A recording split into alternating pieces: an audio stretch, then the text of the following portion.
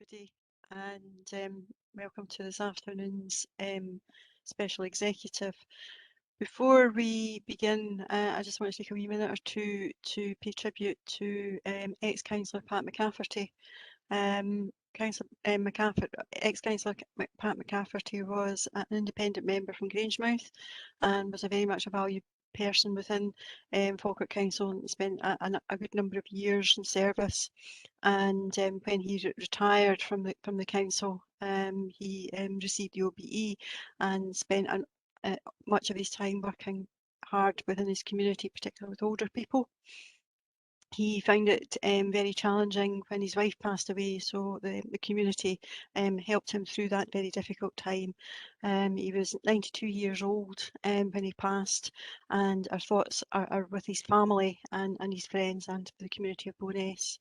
And I just wanted to mark that someone who's given such service to the community and in democratic elected office that should be recognised.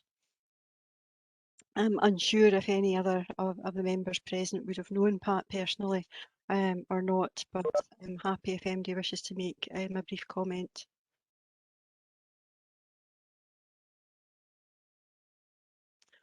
Okay, Councillor Bissett. I didn't know Pat personally, Cecil, but I knew of him and I knew of the good work that he did for his area. Just like every council that stands for election, but we're all here to try and help the people we serve, and he certainly did that to the best of his ability. So anybody that puts herself up for public office and works for the communities, I think deserves to have some recognition and condolences to the family. Thank you. Thank you, Councillor Bissett. Councillor Coombs. Thanks, Cecil. I knew Pat McCafferty for years before I was a councillor, because like that he was well known in the Grangemouth community and did great work inside and when he left the council, as you said. And as Robert says, condolences to the family, and he did have a difficult time when his wife and then his daughter died. And I'm sure I reflect the views of the whole community of Grangemouth, even though you mistakenly said Bo'ness just about 2 minutes ago. But I'm sure it was just a slip of the tongue, and the people of Bo'ness would probably appreciate him also. Apologise, I wasn't aware of that. I'd made that mistake, but certainly he was very warmly loved by the people of Grangemouth. Okay, thank you. Councillor Kerr. Thanks, Cecil. Like Robert, I didn't know Pat, but our thoughts and prayers go out to his family at this time. As Robert says, anybody that takes public office is going above and beyond in my eyes. So thank you very much. Thank you, James. We'll have that recorded and a note sent to his family just recognising the service that he'd given and our condolences from the council. Okay, if we can move on to today's agenda, and do we have any apologies? I'm aware of apologies for Councillor Alexander as he has a hospital appointment this afternoon, but I think Colin, everyone's present. Yep. Okay, thank you. Are there any declarations of interest?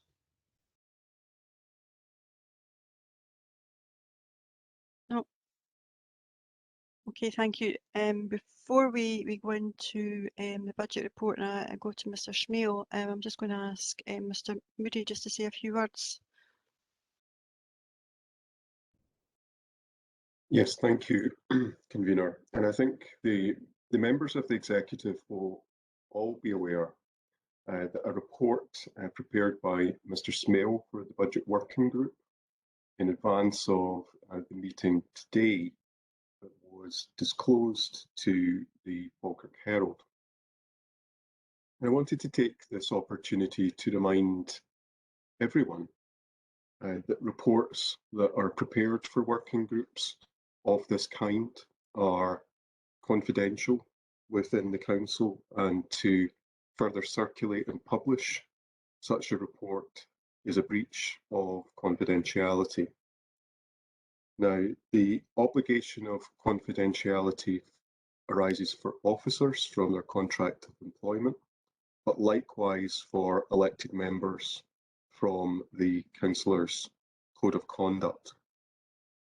But I think beyond the legalities of contracts and codes, there is, I think, a common sense consideration to have here in a working group like the Budget Working Group, and particularly for the discussions which it needs to have in the run-up to the budget, relies on the ability of officers to be able to provide detailed expert advice in the kind that was in the report from Mr. Smale. And that free flow of advice and information, which allows the Budget Working Group to proceed within its discussion, relies upon an expectation that that won't then be leaked subsequently to the local or any other press. So I would simply ask that that be borne in mind by all concerned in the future for the effective working of the Budget Working Group in the future. And that's all I wanted to say, Convener. Thank you, Colin. I think it was very unfortunate and disappointing, as things like that can cause huge anxiety and stress to our employees, to parents, to families, to children, to teachers, and all of those within the community unnecessarily, particularly when there have been discussions had between the three group leaders and agreements reached. So I truly hope that people understand that, and it maybe was a naive action that caused that, but I hope that in future that people do respect that integrity and reflect on the impact that it has on not just on the council but on the wider council family and their citizens. Councillor Nimmo. It was just a quick question, Convener, and it's probably for Colin to answer. Colin, are all elected members copied into the Budget Working Group papers, or is it just the people that actually sit on the Budget Working Group? I believe it's just those to the Budget Working Group, though there is a reasonable understanding within the group members that some papers will need to be circulated more widely within groups if that particular working group is to operate effectively and give feedback on some of the issues which are being discussed. So that's the position as I understand it. Thanks, Colin. Thanks, Convener. Okay, thank you, colleagues. We will move on to the agenda item number 3, which is the 22-23 budget update, and it's with Mr. Smale, who I understand has put a 50p in the meter and now has electricity. We'll see how long my 50p lasts, Convener, given the cost of electricity these days. It's been off and on, so if I disappear, you know why. And if I disappear in a few months' time, you know why as well. But anyway, to the matter in hand, I think this report provides an opportune update for the committee ahead of the March budget meeting, which is looming ever closer. Indeed, the agenda needs to go out a fortnight today. So we are very much in the home straight. The opening paragraph emphasises the point that this paper is for information. No decisions are required today. These, of course, will happen at the budget meeting in early March.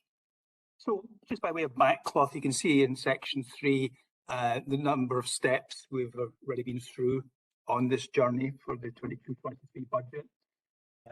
We obviously had the Scottish Government budget and local government settlement, which was considered by both the member budget working group and this committee. As has been the case in recent years, we decoupled the HRA rent and investment part of the budget exercise, and that was approved by Council in January. There's been further meetings of the Member Budget Working Group. Council recently approved the revised loans fund repayment with substantial treasury savings. And of course, just to keep in the frame, the reminder, of course, of the backcloth, significant backcloth of the best value review, and a report of that will come to Council shortly.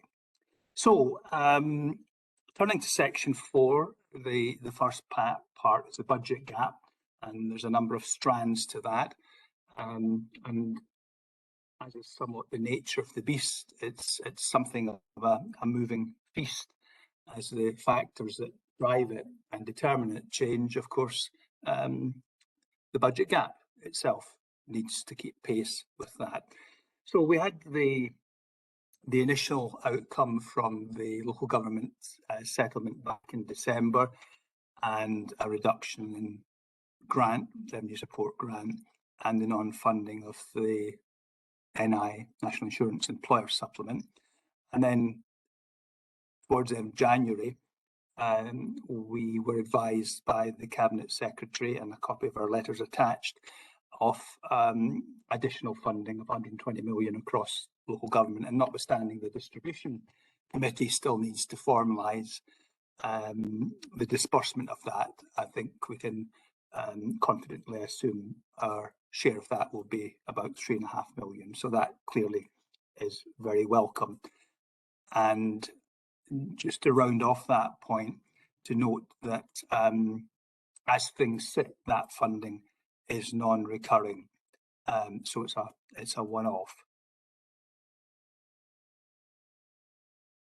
There then was, in that letter, the linkage with the freedom afforded to councils in this budget round to raise council tax. The letter reaffirms that it's a choice for councils, and how they might wish to deploy any such extra funding raised. There was, as will be evident from the letter, a clear steer from the Cabinet Secretary that the extra funding shouldn't be used to the extra funding should be used to help avoid inflation bursting increases, though of course the level of inflation is currently over 5 and scheduled to head towards 7%.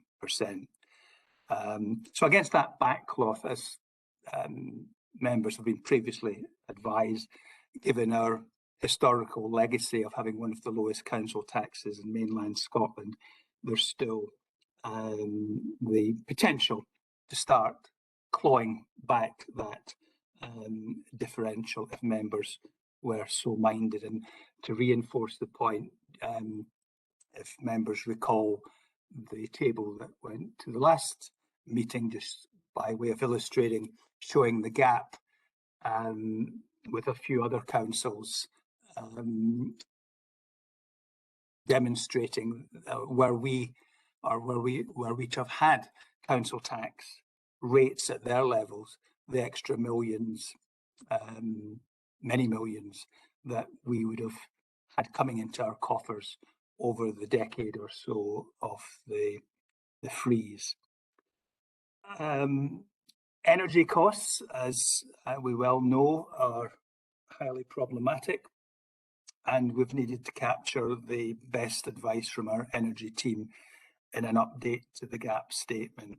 So those elements left us with, in effect, a final position of circa 29 million, a bit under 29 million of a gap to plug, though of course the 3.5 million share of that 120 million will go towards reducing that. Para 414 just reminds members of the 3 primary levers that you have at your disposal to help balance the budget.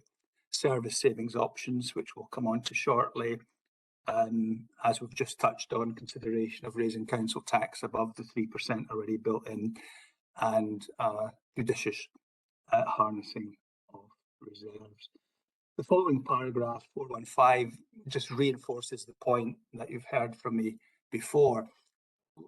The gap is telling us that as a council, as an organisation, we continue to aspire to a level of expenditure that is significantly beyond our means. And as we all know from our own household budgets, that's not a sustainable position to be in.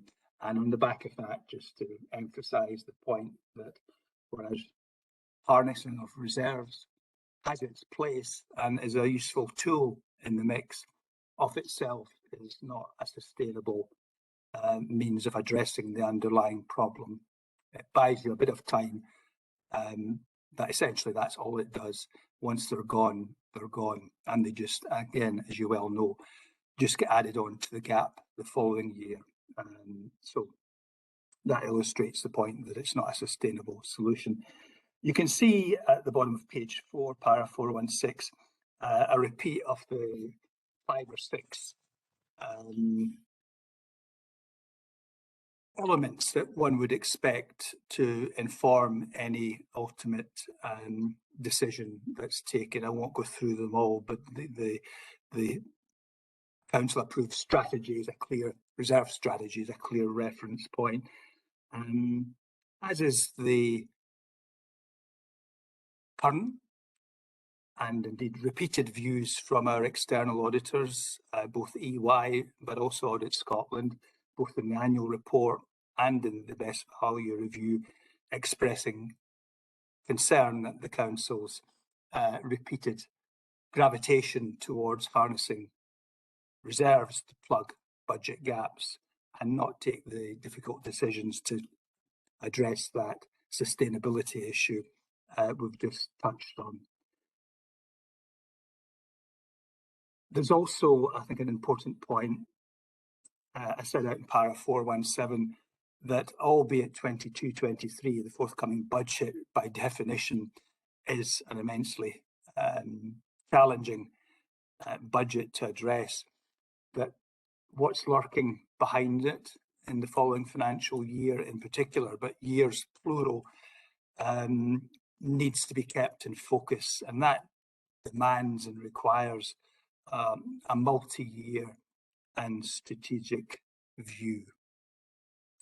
So we move on to one of those 3 levers that you have in section 4.2, the obvious one of service savings options. And what this captures primarily is what we've termed wave 2 savings, essentially a supplementary list of savings that members asked officers to go away and produce, recognising that the gap as it was before it even got to the levels that it currently is, still required more savings options. So the table at 422 summarises the position, but the listing behind that is contained in the appendices to the report for each of the service areas and also the IJB.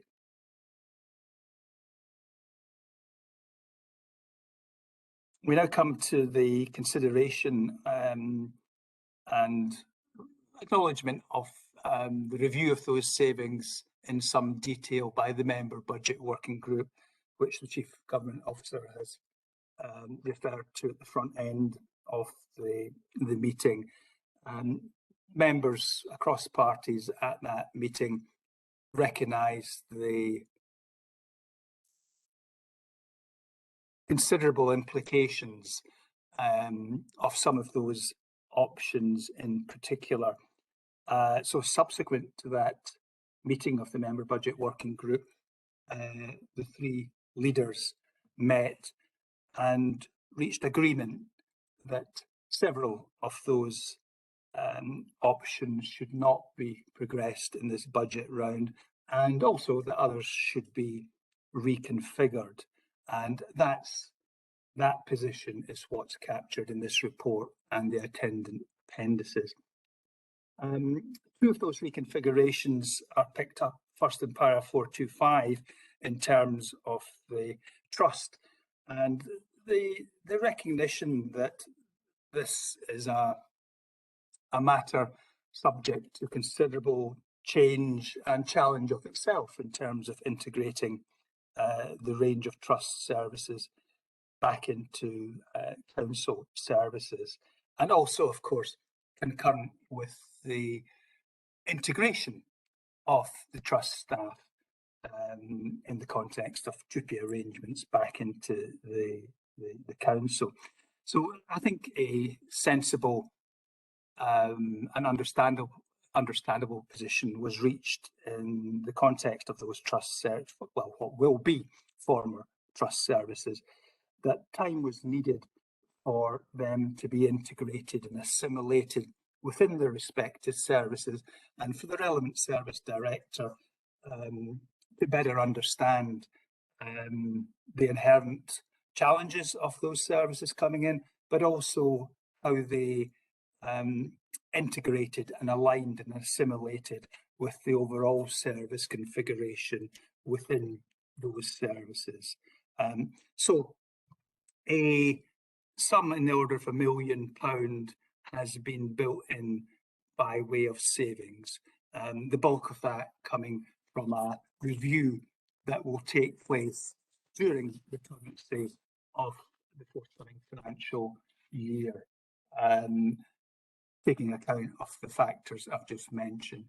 And over the page at the top, there's a parallel stance being taken for education, where a sum of £500,000 has been built in for education during the course of the next financial year, and this will flow from a Council of the Future review linked to the significant STET initiative.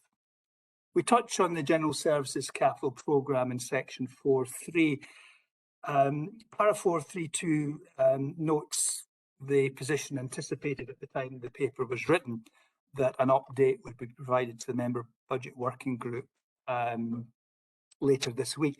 But in the event, the updated position doesn't in any material way move things forward from the previous version that had been considered by that budget working group. So there seemed little merit in arranging a meeting just to consider something that was pretty much the same as it was before. So that meeting was cancelled.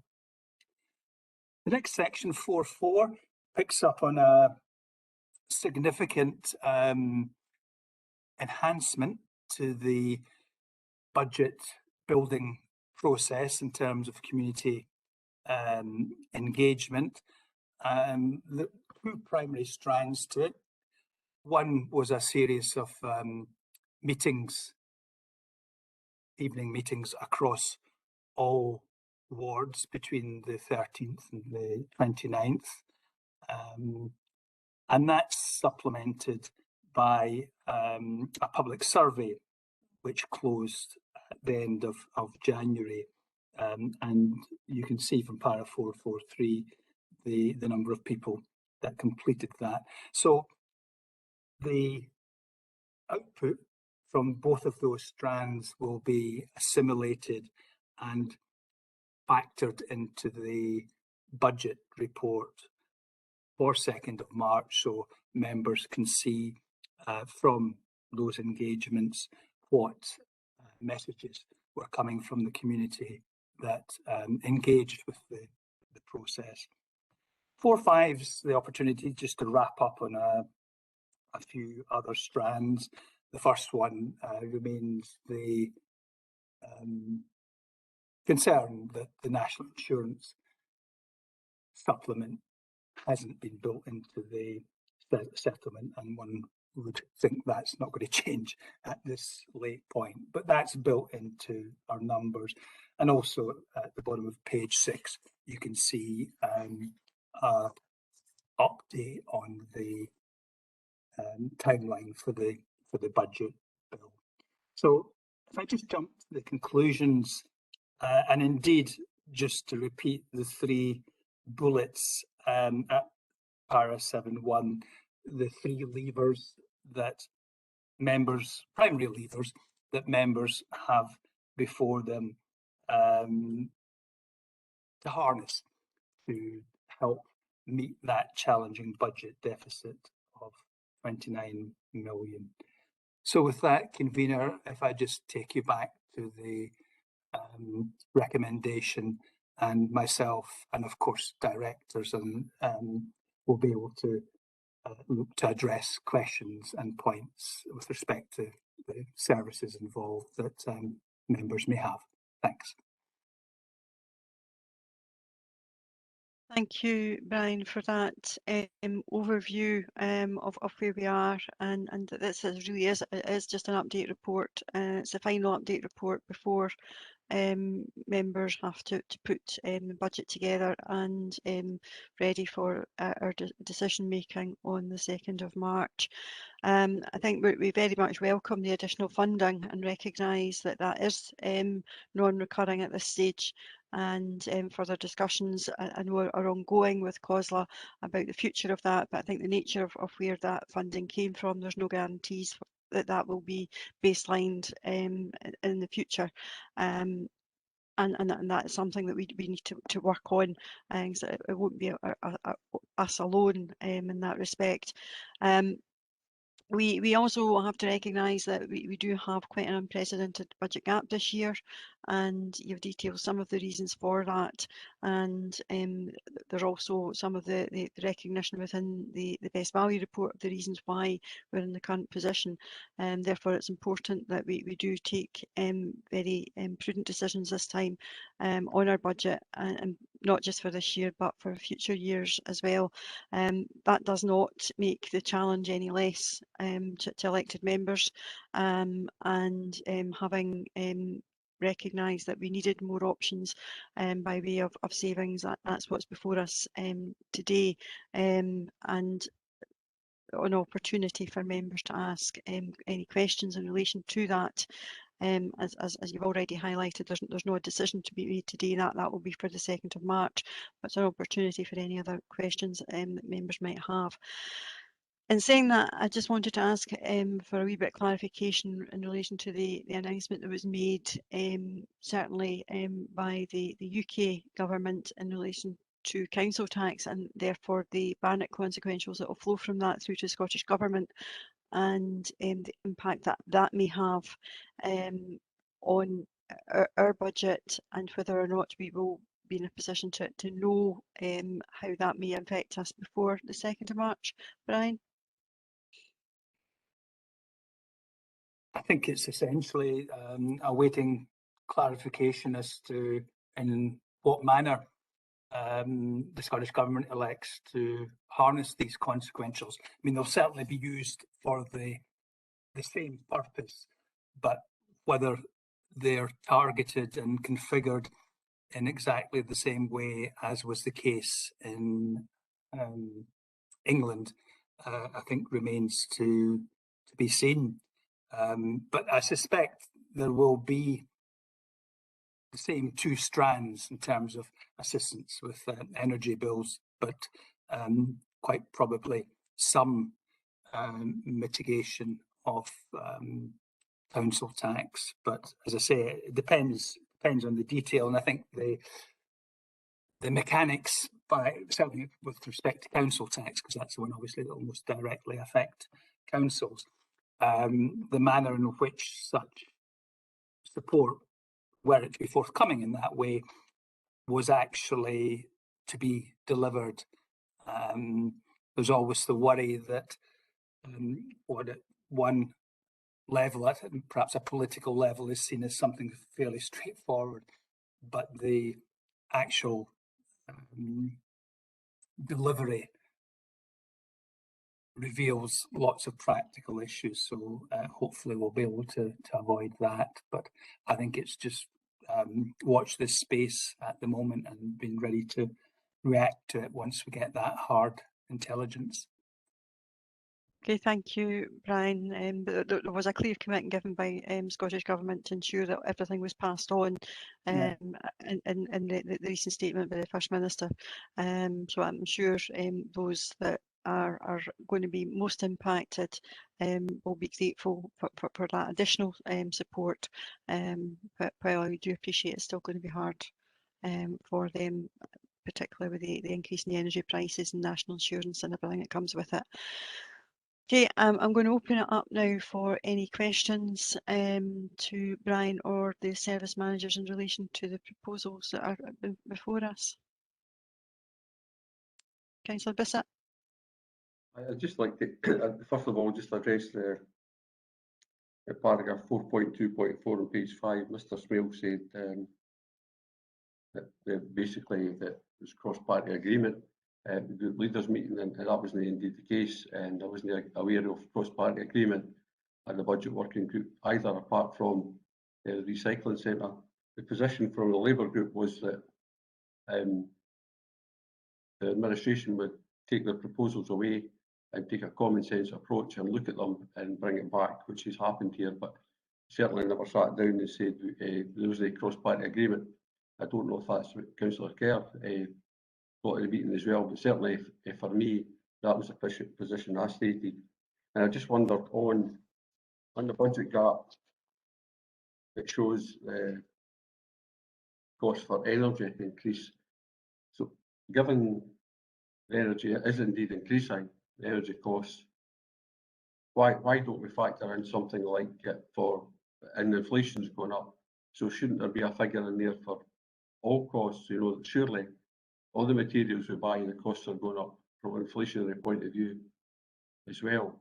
So shouldn't there, why have we sort of just picked out energy? Surely there's so many things across the council that are going to see an increase, so why haven't we included something like that? Thank you. Okay, Mr. Smale. There are the significant elements where inflation applies. Pay is the biggest and most obvious one. Energy, clearly, as reflected in the question, particularly given the current circumstances and the scale flowing from that, has been recognised. The two schools contracts have a significant inflation element built into them, and the costs of both those projects increase in terms of the contract for the rise in inflation. That's been built in. So the main strands of inflation are specifically captured in the budget figures leading to that gap. Thank you. Okay, and Councillor Bissett, just to say that at the group leaders meeting, you did raise a particular item that you would said you would like to see withdrawn, and both Councillor Kerr and myself agreed with that. So I think that was kind of taken as cross-party agreement. No, that's not the case indeed. But the position I stated from the Labour group was that you would take things off the table and bring it back. Common sense should prevail. That's what I said at the time. Go away and you should have an idea, a common sense point of view, the ones that will no fly. And I think that was quite clear. The one on reducing school classroom time, the recycling centre, all these ones, I think it was clear that these weren't going to fly. And I think that was up to administration to bring forward the table. And I'm glad they've brought it forward and they've taken these off the table, and that'll bring a level of comfort to the people out there. Thank you. Okay, I think you just probably answered your own question in that respect. Councillor Kerr. Thanks, convener. Robert did say that, but there were what he stated. He did state that at the very start, but there were items that officers says they want to take forward, and that the agreement to take them out my understanding that we had agreed that, whether that's a cross-party agreement or no, I didn't want to mention items because I don't think it's appropriate at the moment. But Robert did state, that's what he said, what he did state there, he did say that. But there was certain items that I thought we agreed. But I don't know if that helps or if it hinders. But No, thank you for that, Councillor Kerr. I don't know whether there's any further questions in relation to what's actually on the papers before us.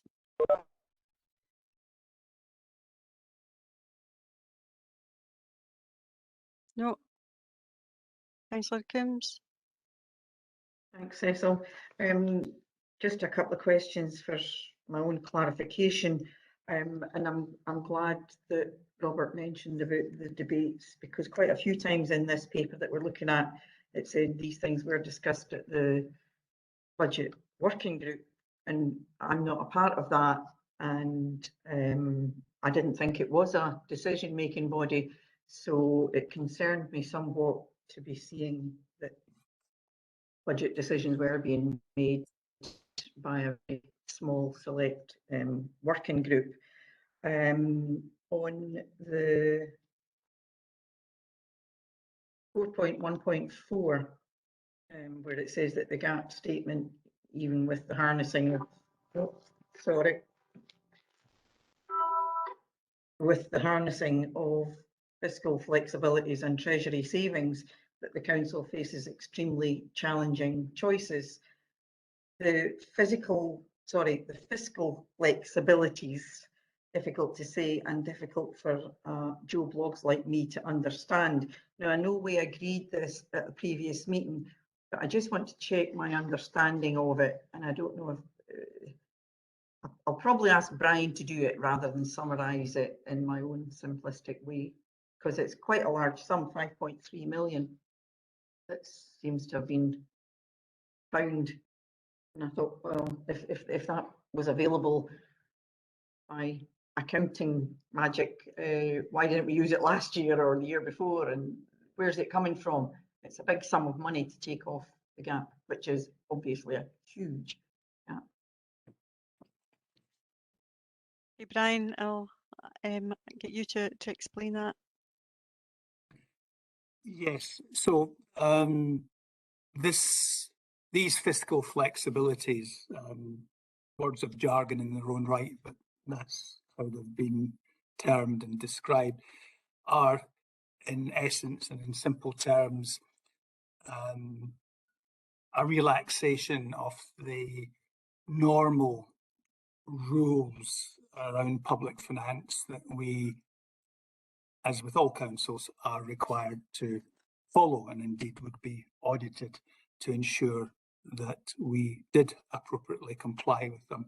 So there were several strands to those fiscal flexibilities, but the biggest one, and it's the one that you're referring to, relates to what's termed as a loans fund holiday. And in simple terms, what that means is that for 1 year, we services, in terms of their budget, don't repay the loans fund from which they've borrowed the money, and that therefore is available to help close the gap. But it's a holiday or a deferment of those repayments, loans repayments, and a bit like reserves, and you can see it in Appendix 1 in the statement, where the 5.3 million for 22-23 immediately in the column to its right for 23-24 gets added on to the gap. So very, very similar to reserves. It is an injection, significant injection, that buys you some time. But ultimately, as I was saying, for reserves, doesn't address the underlying reality that the organisation's aspirations to spend remain greatly in excess of the resources it has to finance that. And sooner or later, these do need in a sustainable manner to be brought into alignment. So it's a legitimate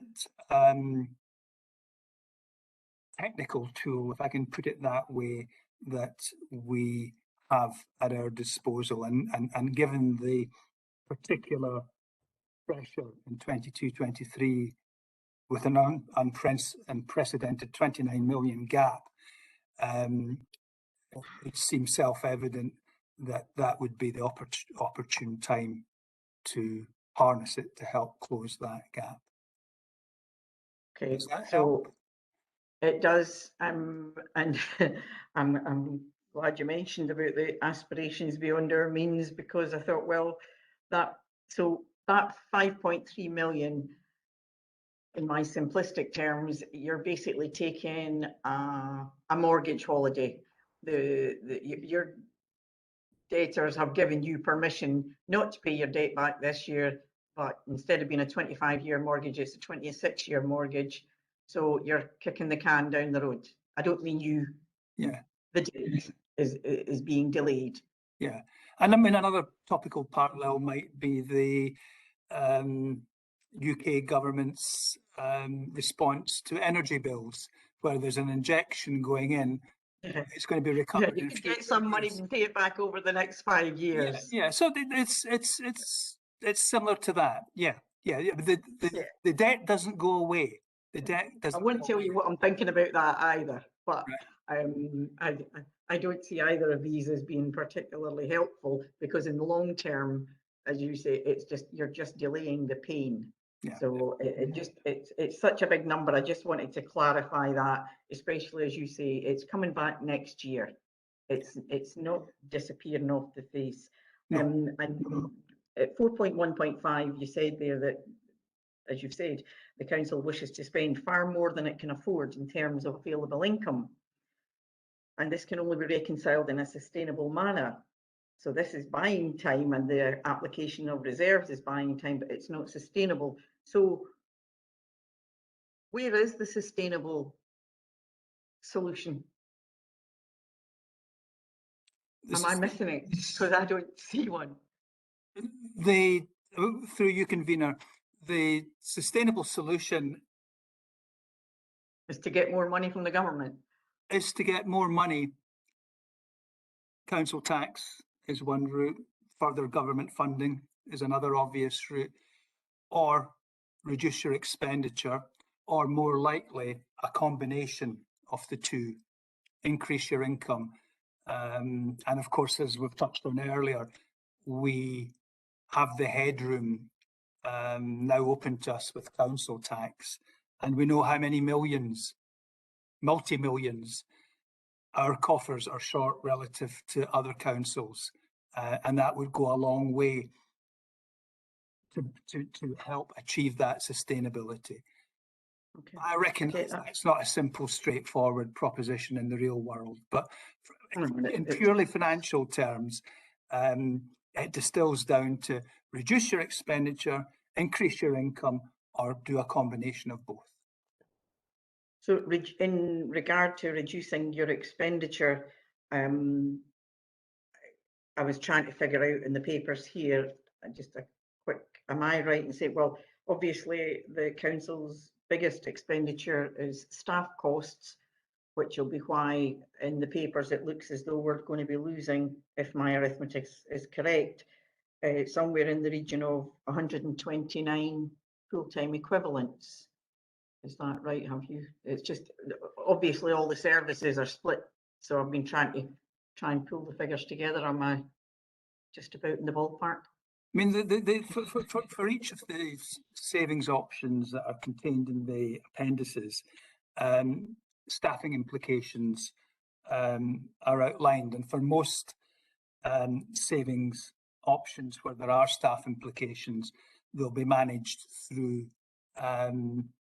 devices that are open to us, vacancy management and the likes. So, but you're right in that the biggest element of cost is staff costs, and one of the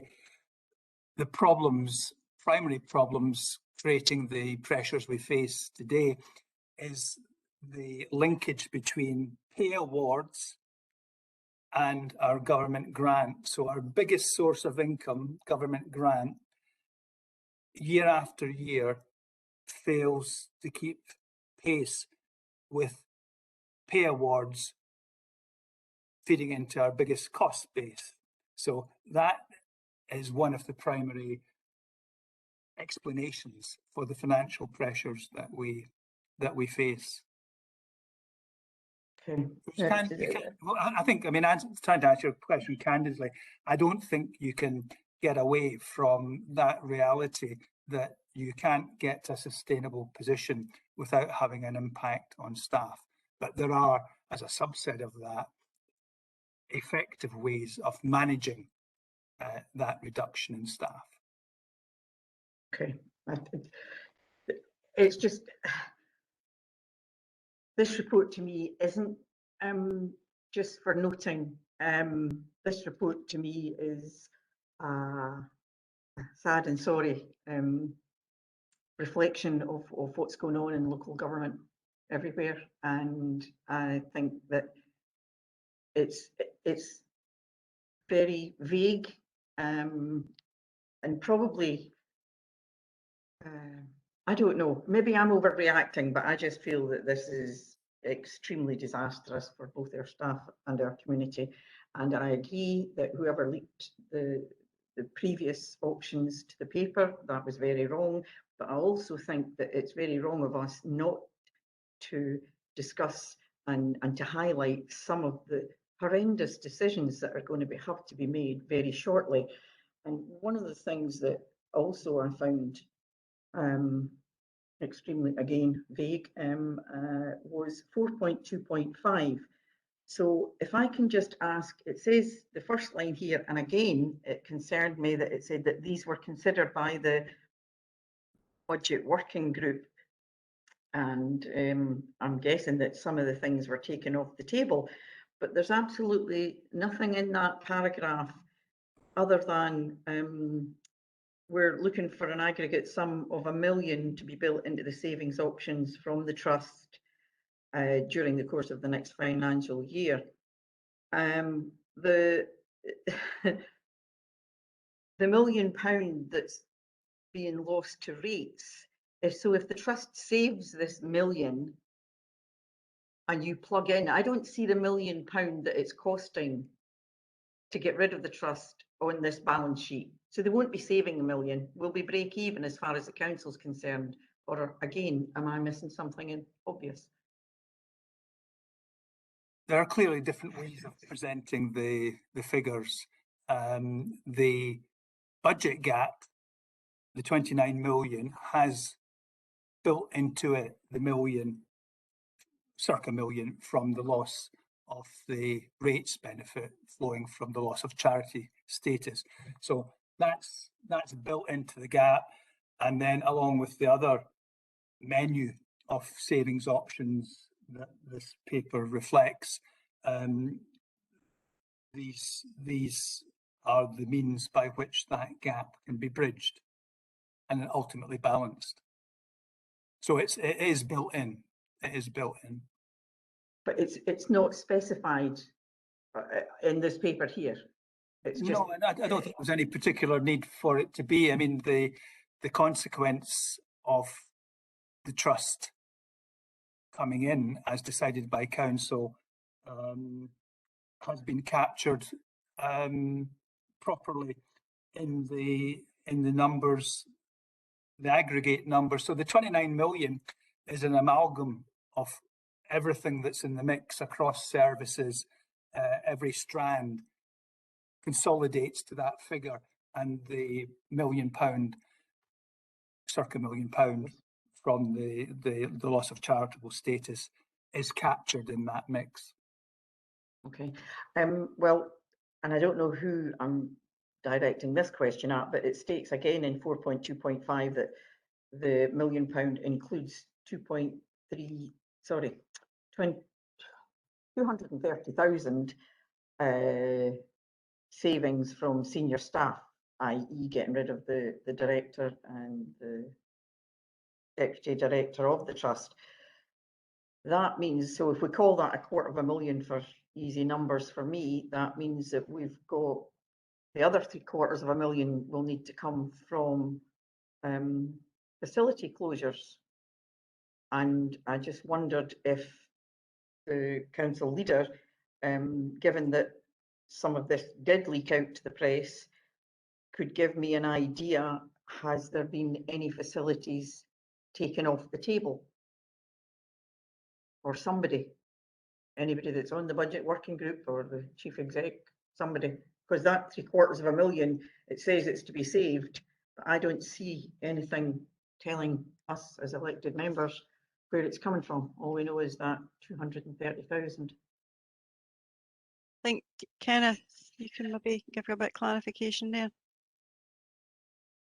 Yeah, thank you, convener. So a number of proposals had come forward from the trust, and these were amongst those presented to the budget working group and subsequently discussed in terms of group leaders. And I, as chief executive, put forward the view that, in particular in the context of the trust being brought in-house in the 1st of April, it was very unlikely that these series of proposals was going to be acceptable, nor was I myself of the view that they necessarily represented the best way of dealing with the challenges of the trust and its finances.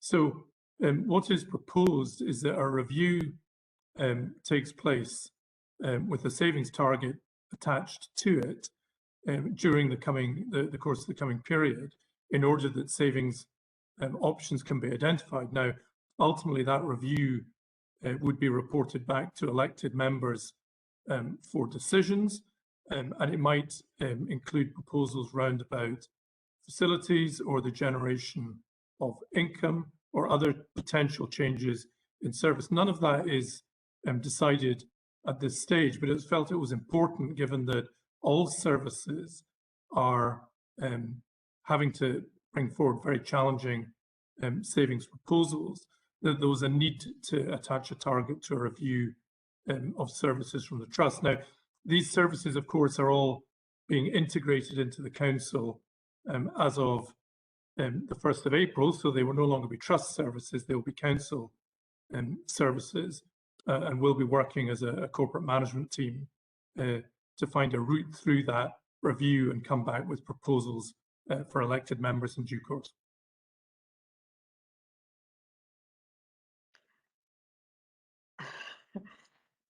Okay, well, I'm not sure that a review in due course is really what I was looking for, because given the previous papers that are now out in the public domain, I know that many of our communities are very concerned. I see Councillor Monroe's got her hand up there, and I think people who thought that they were in Bowness, specifically the rec centre, the hippodrome, the town hall. So nothing that we can say right now is going to give any allay the fears of our communities to say that this has definitely been taken off the table. That's not anything that anybody can tell me today. It's all still out there. It will ultimately be up to members, and the review will bring back proposals, and that will be up to members. At this stage, I don't think any of us know what that review is going to come out with, but there is potential there for some synergies within the council to actually create some savings that may not require us to address some of the proposals that were previously put forward by the trust. And I think that's just one of the areas that are being looked at, as well as increased income generation. That again, would mean that any of the proposals that were brought forward by the trust wouldn't be things that we need to consider. Okay, well, it's just, as I said, a lot of the things alluded to in here seem to be saying that the budget working group took things off the table, and the numbers, the revised figures that we have for the budget gap also seem to be saying in Appendix 1, wait, I see where the figure is for, I think it was the trust figure was renewed by somewhere like £1 million. Sorry, it went down to 1 million. It had been 1.7 million, and yet I have no idea what that actually means on the ground for facilities and for our communities. And that's what I was kind of looking for some clarity on. I just wonder how many reviews we can do on the trust. But again, cynically, it might well be that, yeah, we have a we have a local election in May, and perhaps the review might just spread over that. I mean, how long? Sue Gray, the police report, another review on the trust. I think that's me finishing my question. Thanks very much, Brian. Thanks, convener. But just as a final, I said it before and I'll say it again, this to me just looks like Orwellian doublespeak, and we need to be decent and honest with the people that we're serving out there. It shouldn't have been leaked to the press, but their fears, I think, may well come true. Thank you.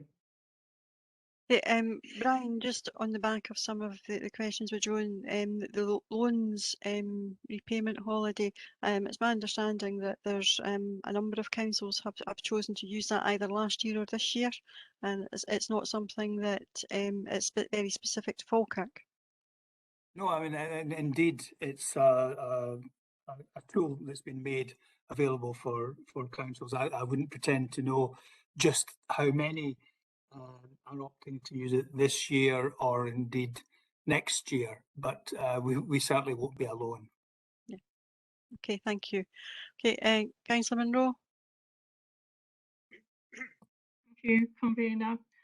Following on from what Joan has just said, it's quite clear that fiscal flexibilities and use of reserves would end up with funds being carried forward into the next year. But I should like to ask Brian, on 7417, it talks about the financial challenges beyond 22-23, and of course the settlement from the UK government is a 3-year settlement, but it's very front loaded, so most of the money will come to us in this financial year, and in the following 2 years my understanding is that we only get 1%, and therefore we face not just one challenging year but 3. Is that not the case?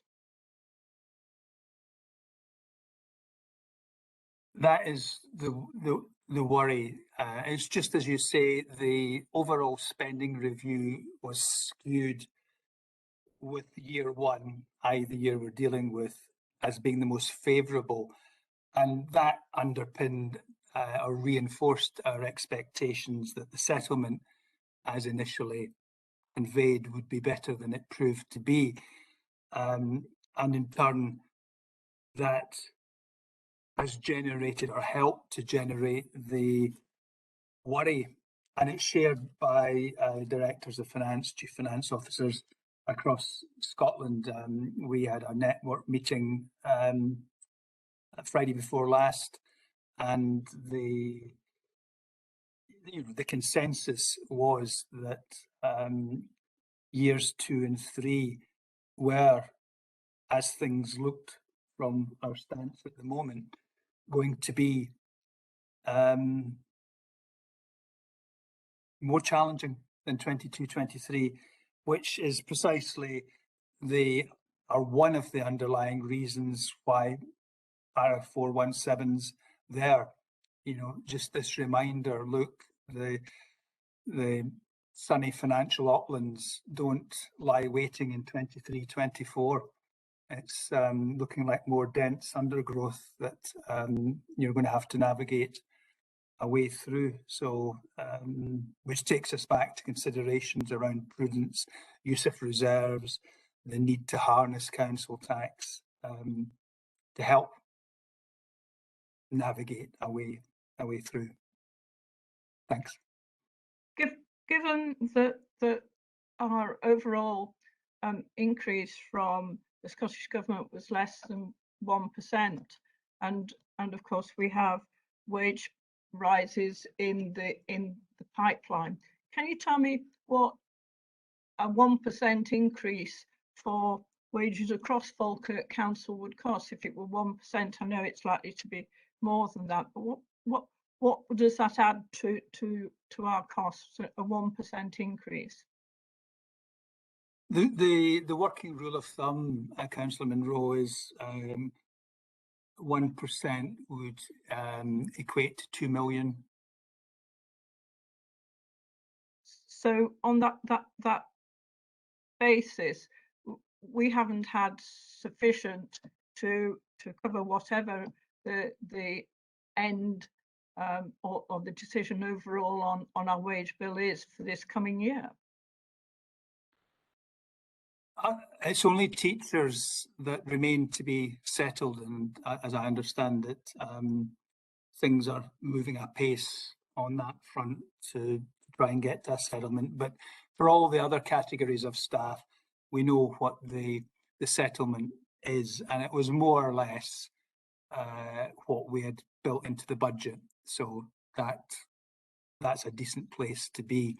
But I know, going back to my earlier point, my colleagues across councils in Scotland are just continually flagging up the compounding problem of year after year income, main source of income coming in is not keeping pace with pay. And of course, given inflation pressures coming through, that's going to act as an upward pressure on pay claims. I caught a bit in the radio just the other day, and I think it was in the UK terms, but Unison were talking about a 10% pay claim. That would be highly anywhere near that would be highly problematic. I mean, the candid truth is we can't afford any pay awards in pure financial terms, but there are other factors that obviously need to be considered in ultimately reaching a view. But in pure financial terms, we don't have the wherewithal to finance rising increases in our cost base that are just not affordable. And the only way they are affordable, goes back to the earlier point, is you make reductions in expenditure in other areas, or you find ways of increasing your income. There's only so many places you can go to. It feels in part as though the Scottish Government is putting us in a place where we have to make this choice. Do we cut our workforce, or do we cut the services to the general public? But of course, I mean, that's a rhetorical question, and I can't expect you to answer it. On 432,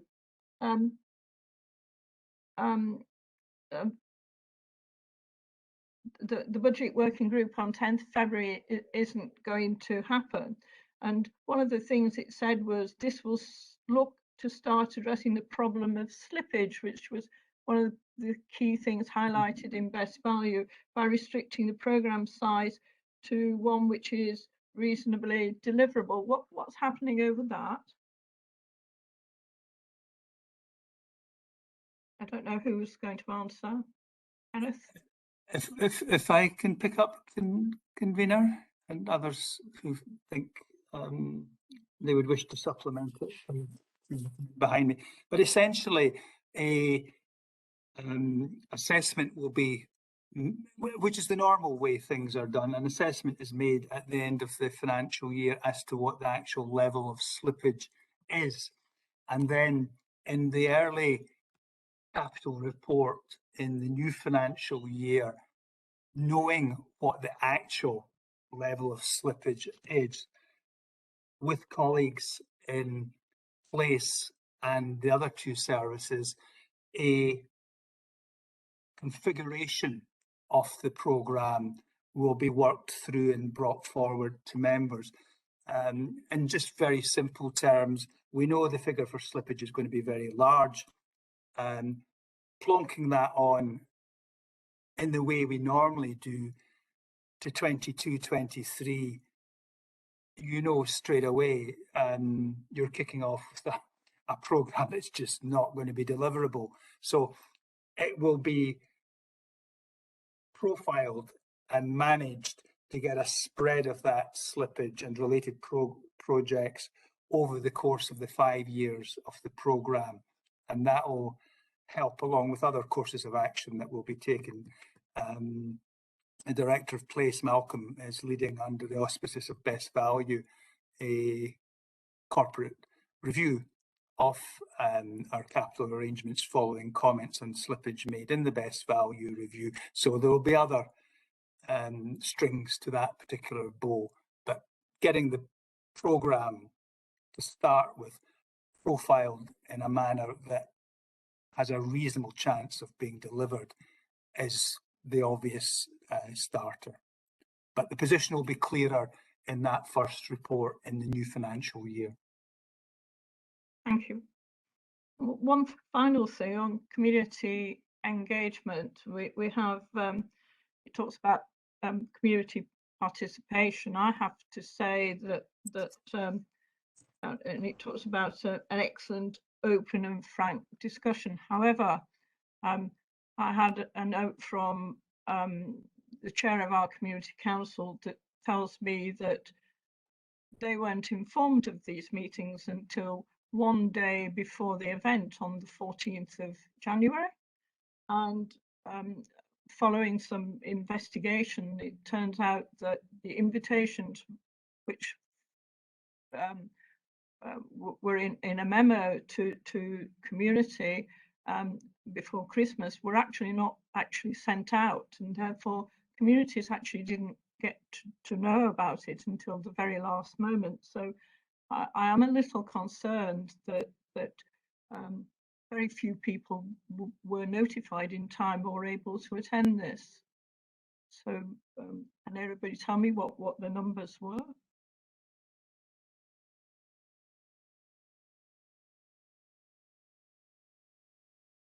I mean, convener, my colleague, Mr. Gillespie, I think, is on the call and may be able to come in. I mean, I think perhaps flowing from what you've just described, the numbers attending the ward meetings were somewhat disappointing, given the effort that had gone into arranging these by the teams. And I mean, I attended 3. And as I say, albeit the community attendance was low, they were very well run and structured and had the capacity and potential to really harness community engagement. So I think to some degree it's something of a learning process, and it was always viewed this was the first step in a process that would take place year after year. So I think there will be inevitably lessons learned, and the uptake will be much better in future years. But if my colleague Mr. Gillespie's on the call, yeah, Kenny's here. Kenny. Through you, convener, thank you. Yes, as Councillor Monroe did say, there was some areas of communication that didn't go out straight away, but what I would say is that we had multiple people or multiple ward meetings. We had nine in total, and we had different people from different wards coming to different meetings, so it was totally flexible for anybody that could go to any ward meeting, so that did happen. We were intending to have 2 meetings that were face-to-face, but unfortunately due to COVID rules, that stopped us doing that, Councillor Monroe. But certainly there was availability for anybody to go to 9 different meetings, and it was publicised. I don't have the exact figures here, but happy to provide our communication strategy where we had it online with Facebook, with different things where it reached multiple people across the communities. We used third sector strategies, websites and other areas as well. So there's plenty of opportunities for our communities to get involved. However, as Brian did say, the attendance was low. This was our first time of doing it the way we're doing it. It's a good stepping stone, it's a good platform, and good feedback came back from the meetings for the very little it went in regards to the importance going forward. But we still need to break down these barriers of trust with our communities to make sure that they have a valid input going forward. Can I just add to that, those that contacted me that attended the online found it really helpful, and understanding how local government's finance is made up, and helped break down some of the misconceptions around funding, particularly sort of the large project-specific funding that can't be used for anything else, which is often misrepresented, particularly by people within social media, etc., thinking that that can be used for other things. But I think that in itself has been helpful, because understanding local government funding can be complex. And just all credit to Mr. Smale that the comments were that he made it very easy to understand. Okay, as we have no further indications of any questions, I'm going to draw the meeting to a close. Various groups will indeed have the opportunity to engage with officers as we move towards the final budget dates, and submitting their budgets and to Mr. Smale in accordance with the standing orders. But I thank people for their questions this afternoon, and thank you for attending the meeting.